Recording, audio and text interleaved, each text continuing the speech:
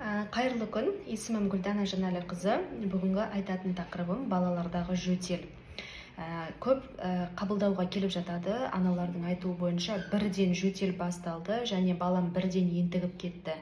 Өкпесінен тіпті сырылдарды естідім деп шағымданып келіп жатады. Бұндай жағдайда біз не істеуіміз керек? Егерде бұл жөтел, ентігу, ұзақ уақыттық жөтел организмде сақтала берсе, қандай зерттеу әдістерін жүргізу керек? Сол туралы айтамын. Ең біріншіден, балада бірден жөтеліп, ентігу пайда болатын болса, ең біріншіден біз бөгде затты организмде жұтып қойды ма бала, соны байқауымыз керек, яғни ол тыныс жолдарында тұрып қалмады ма. Көп жағдайда үйде сақтық шараларын жасау керек. Бұл кішкентай ойыншықтар баланың тамағына түсіп кетпеу керек, яғни бақылау, сақтық шараларын жақсы жасауымыз керек. Екінші бір себебі бұл аллергендік, яғни обструктивті бронхиалды астма кезінде бұл көбінесе балалардың өкпесінде сырылдап, ұзақ уақыттық жөтел қайтпай, антибиотик ішесіздер, түрлі жөтелге қарсы дәрі-дәрмектер қабылдайсыздар, бірақ эффект болмайды. Сондықтан бұл кезде біз қандай зерттеу әдісін жүргізуіміз керек? Әрине, ең біріншіден дәрігерге келесіз. Дәрігер сізді тыңдап қарап тек су іше бер дейтін болса, онда басқа дәрігерге барып қаралғандарыңызға кеңес берер едім. Ең біріншіден жалпы қан анализін, эозинофильный катионный белок және иммуноглобулиния деген көрсеткіштерді тапсырамыз.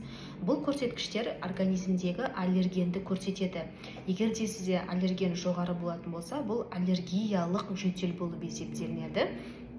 Егерде сіз аллергиялық жөтел жоғары болатын болса, бұл баланың бронхиальдық астмаға айналу қаупі өте жоғары болады. Енді үй жағдайында не істейміз? Бала бірден жөтелді, ентікті. Бізге ең біріншіден небулайзер керек. Яғни небулайзер арқылы пульмикортпен баланы демалдырамыз. Мен небулайзерді қалай таңдау керектігі туралы өзімнің YouTube парақшамда жазылған, соны нақты көріп алсаңыздар болады, және қандай түрін таңдау керек екенін айтқан. Ең біріншіден пульмикорт және бередуалмен жасаймыз. Екіншіден ауаны ылғалдандырамыз. Ылғалдандыру туралы толық YouTube'да бар, соны да оқып қарасаңыздар болады.